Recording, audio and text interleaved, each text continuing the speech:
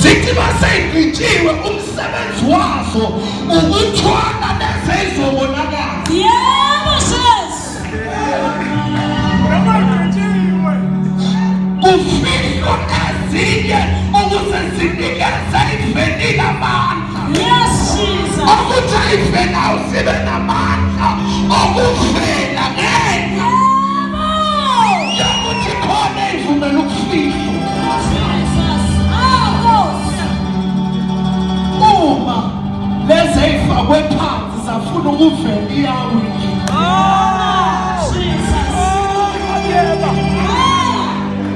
Uma nje nazo ey'fakwe phansi zafuna nazo ukubonakala.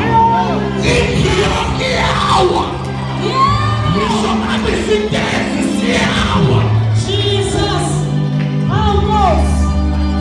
Siyadinga